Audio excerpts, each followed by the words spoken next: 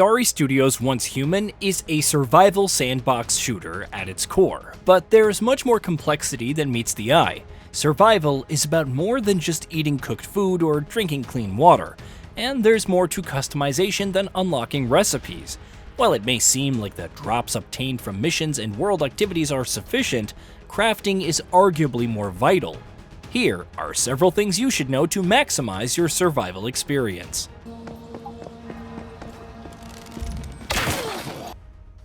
Weight watching. Several aspects come into play for survival, from becoming fully hydrated and stuffed for 20 minutes of no reductions to maintaining your sanity.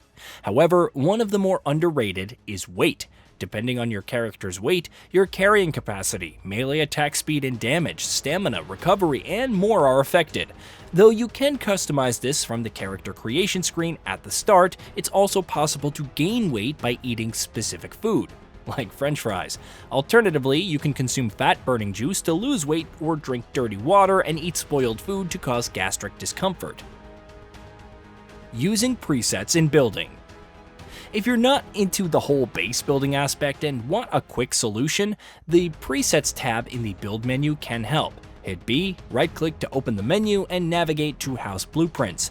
There will be two options, Drafts and Presets, the latter containing options like a plain villa, survival cottage, small tower, and even an exquisite villa.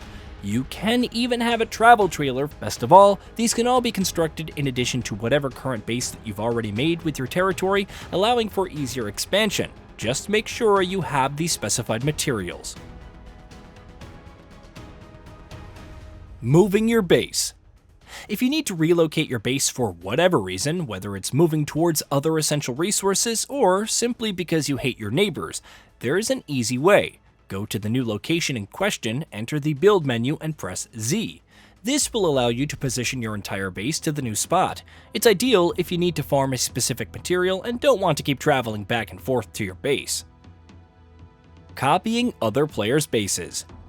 If there is a player's base that you really like, it can be copied wholesale for your use. Enter their territory and bring up the build menu with B. Navigate to Blueprints and under Drafts, select Save Blueprint with the option to add notes and such. Of course, there's a catch. You need sufficient permissions to save someone else's base design. Upgrading mods. Mods are very useful in providing additional benefits to gear and weapons, whether it's more damage or reduced damage from status effects, but you can also upgrade. You'll need energy link and materials from dismantling other mods, yet they can go a ways towards min-maxing your build. Recommended Deviants. Deviants may seem the most beneficial in combat, but they're arguably the most valuable for resource gathering. The Digby Boy has a chance to drop from any ore source, silver being the most likely, and will mine ore while you're out and about. Logging Beaver, who has a chance to drop south of the Mayor's Market, will do the same for wood. Both are ideal if you satisfy the conditions of their securement environment. Their power and mood recover quicker, thus ensuring you can use them more often. You can also have more than one of the same deviant. Maximizing resources gains even more. Mimetic Specialization. As you reach certain level milestones, mimetic specialization becomes available. They're accessed from the same menu that you unlock mimetics and cradle upgrades in the upper right and randomized. Once you've chosen a specialization, it's locked in till the end of the season, with only a maximum of 5 resets available. Choose the best ones based on your circumstances. However, for the most part, portable rainwater collection, backpack expansion, stardust regulators, supplies, workbench, ammo factory, and portable fridge are some of the best options. Easy sanity restoration. It's also worth looking into the composite bin since this specialization will convert spoiled food in your inventory to mushrooms. Why is this important? You can then use them to cook roasted mushrooms, which are a great way to restore energy and sanity. Mushrooms are out in the wild as well, but this ensures a steady supply while you're busy doing something else. Otherwise, keep a healthy amount of beets for sugar to craft sanity gummies. Changing appearance. If you're looking to change your appearance or even modify weight without putting your character through awful diets, then it's worth using the floor mirror. It's unlocked from the start under furnishing items in the build menu, and once placed, it allows for modifying all aspects of your character.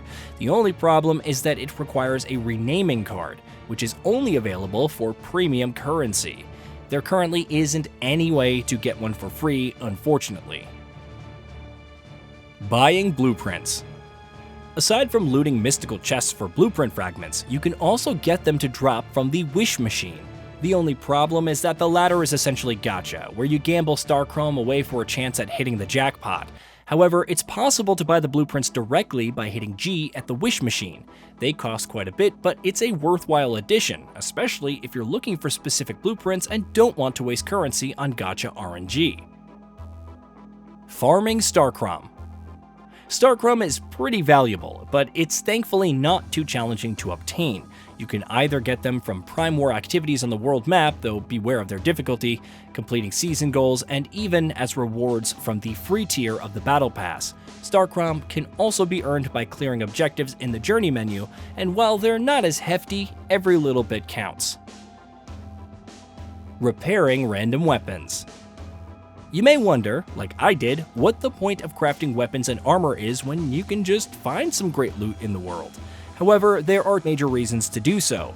Your world drops will deteriorate with use and must be repaired, which can't be done since they're technically not yours. Such is the scavenging life. Use whatever you find, but keep working on crafted weapons and armor for the long run. Farming acid. Another material that will become essential later in the game is acid. It's required to make tier 4 and 5 gear, and though it drops from higher level enemies pretty consistently, silos are a good source, you'll still need a lot. Opinions are mixed on how sufficient a water pump in polluted areas can be for gaining more, but if you have the means, it's not the worst thing to have in the background. V's commissions. Don't forget to talk to your companion V when the opportunity arises, because he has commissions. These provide separate rewards from XP to materials and are relatively easy to complete. He has 5 each week, and you'll get a final reward for completing them all. However, if the menu doesn't show up when talking to V, head to Deedsville or Mayor's Market and look for the relevant vendor to access the commissions.